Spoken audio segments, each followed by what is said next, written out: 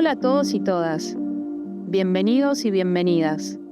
Somos el colectivo de experiencias pedagógicas de educación a través del arte, EPEA. Bola de Trapo es un proyecto que nace a finales del año 2023. Nuestro propósito es dar visibilidad a propuestas pedagógicas que integren el arte en la educación en todos los niveles de la educación formal de gestión estatal. ¿Por qué? Porque creemos firmemente en la jerarquización del rol de los y las docentes y el del arte en la sociedad. Para eso nos hicimos una pregunta clave. ¿Cómo colaborar en el reconocimiento de los y las docentes como sujetos creadores? Así que, inspiradas en el proyecto Bola de Nieve de Roberto Jacobi, decidimos proponer otras formas de difundir las experiencias de arte y educación en escuelas. Bola de Trapo hace referencia a lo lúdico, al juego de pelota, a la vez que habla de un material que está muy presente en la escuela. El material de descarte, barato, que se puede unir, tensar, que tiene múltiples usos. En este proyecto entrevistamos a docentes que nos compartieron ideas y experiencias que enriquecen el aula. Cada video será una capa más para la bola de trapo que rueda sumando nuevas perspectivas y prácticas que alimenten el vínculo entre el arte y la educación.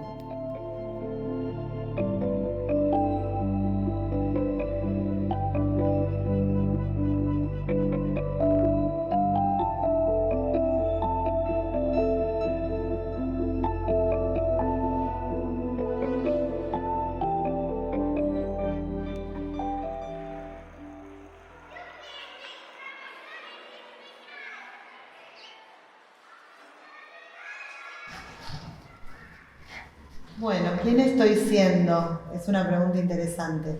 Ahora soy supervisora de escuelas de personas adultas que están haciendo la primaria, todas escuelas que están en la medialuna sur de la ciudad de Buenos Aires, pero haber llegado hasta acá fue un recorrido largo. Primero me recibí de maestra en el año 91, trabajé muy poquito tiempo en primaria común y después, desde muy joven, empecé a trabajar en adultos. Y después me recibí de socióloga, estudié cine también, como que todo eso que iba aprendiendo lo iba usando para ser mejor maestra, porque en realidad lo que siempre quise ser es maestra. Entonces estudié un montón de cosas para ser maestra. Y bueno, el cine me llevó a pensar que era un recurso muy valioso para trabajar con los alumnos y alumnas, así que impulsamos un proyecto relacionado con el cine. Bueno, para mí educar a través del arte es algo que permite que las personas expandan sus niveles de conciencia, en todo sentido. Es como lo que te permite traer al sujeto a la escena pedagógica, implicarlo desde el cuerpo y ponerlo adentro de la clase. Porque uno de los mayores problemas de esta época es que los alumnos y alumnas de cualquier edad están, pero no están. Está el cuerpo, pero su cabeza está en otro lado. Y entonces el arte para mí es una herramienta muy valiosa, no solo para que se expresen, sino para que vengan, o sea, subjetivamente. Ese es el uso que más importante que yo veo en usar el arte en la educación. Son muchos aportes.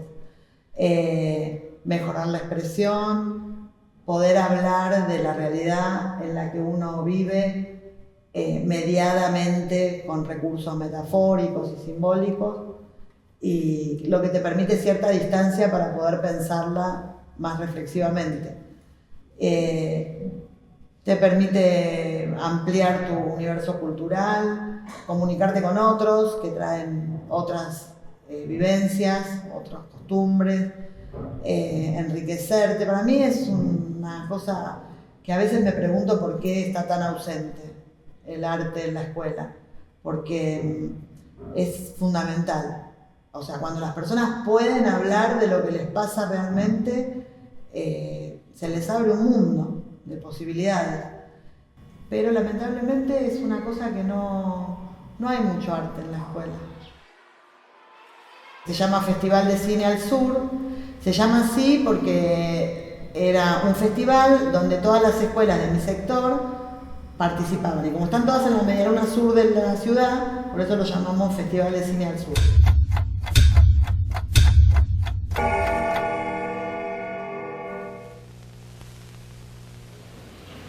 Entonces yo creo que es la posibilidad de que la gente sueñe, de que la gente ame. Y la gente sueña, a la gente le gusta la fantasía, a la gente le gusta la imaginación, a la gente le gusta la imaginación, porque la mente humana está hecha de imaginación.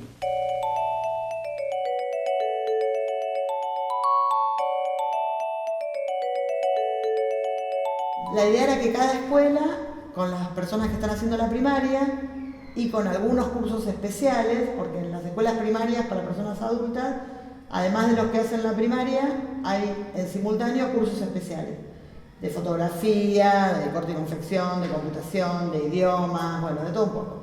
El eje estructurante estaba alrededor de los que estaban haciendo la primaria, pero los cursos podían aportar lo que pudieran, ¿no? Si querían.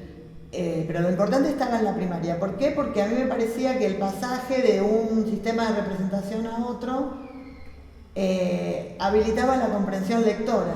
O sea, si ellos armaban una historia y después la tenían que pasar a otro sistema de representación, que es el lenguaje audiovisual, ahí tenían que comprender lo que estaban leyendo necesariamente.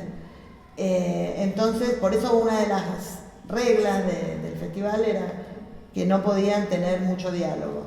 Y en realidad lo tenían que contar, pero sin palabras, con imágenes, con sonidos, que tienen que ver con el lenguaje audiovisual. Y la ventaja es que las personas adultas intuitivamente leen el lenguaje audiovisual, de su vínculo con la tele, por ejemplo. Entonces esto permitía como dos entradas.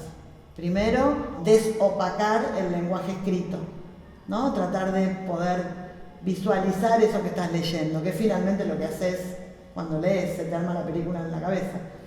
Entonces lo poníamos como afuera para que ellos vean en un soporte artificial lo que en realidad es el pensamiento.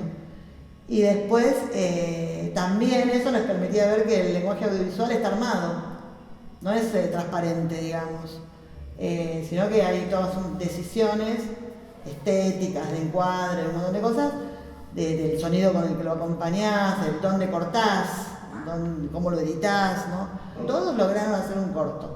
Mejor, peor, lo que sea, pero todos lograron hacer un corto que tenía sentido a partir de una historia creada por ellos y tal. Después cuando crean las historias también aparece el sentido común, ¿no? Las cosas que están cristalizadas en el sentido común y que se pueden discutir. Después había una semana de exhibición, que cada escuela lo hacía en su escuela o varias escuelas juntas en algún lugar del barrio. Y después había la noche de gala, de premiación, que era la noche que se entregaban los premios. El premio mayor estaba elegido por actores y actrices conocidos. Muy inspirador todo lo que vi. Compañerismo, tocaron temas fuertes. Felicitaciones por su sensibilidad, por su curiosidad y porque están preocupados en algo que para mí es noble. Estoy comprometido desde el corazón con la tarea de ustedes y con los docentes maravillosos que tienen. Lo que producía eso en los alumnos era muy impactante.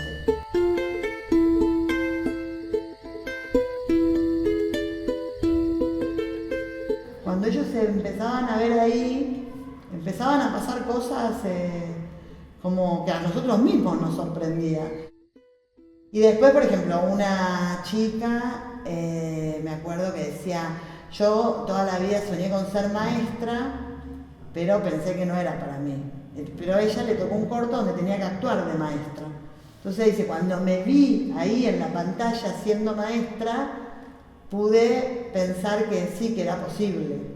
Bueno, una señora que se ganó el premio a la mejor actriz, que era una señora que tenía como 95 años, cuando va a recibir el premio dice que ella siempre había soñado con ser actriz y que nunca pensó que lo iba a lograr de esta manera. Después un chico que era impresionante cómo actuaba y decía, a mí me pasó algo acá, dice, algo que yo no sabía que tenía, ¿no? Y que como que yo nací para esto, ¿no? Porque era buenísimo actuando, pero que nunca... Después me enteré que ese chico en el barrio armó como un grupo para que se lleven un taller de teatro Y después, por ejemplo, otro que contaba el caso era la historia de unas mujeres que habían sido despedidas de la fábrica, y una contaba que eso a ella la había implicado porque la habían echado, estaba sin trabajo. Entonces, bueno, habían armado ahí en la puerta de la escuela una especie de manifestación, simulando que era la empresa, ¿no?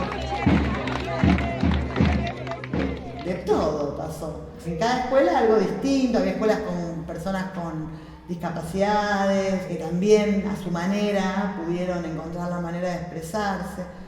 Otra escuela que ganó uno de los premios, porque fueron 3 años. Una de las escuelas que ganó uno de los premios de estos que votan los actores y actrices era un caso real de la sobrina de una de ellas que había sido secuestrada para la trata y que la habían podido rescatar. Entonces habían como reconstruido todo eso. O sea, aparecen como muchas cosas a partir de disparar algo a partir del arte. Después se cortó por la pandemia, pero los 3 años esos fueron de mucho laburo, realmente de mucho laburo, pero que valió la pena, no tengo duda. Sí. No sé, yo soy maestra en todas, pienso. O sea, tenés que saber un poco de todo, ¿viste? Pero básicamente lo más importante es lo pedagógico, qué haces con todo eso y cómo lo transformás en algo que sea atractivo para el que aprende y que abra como otras puertas.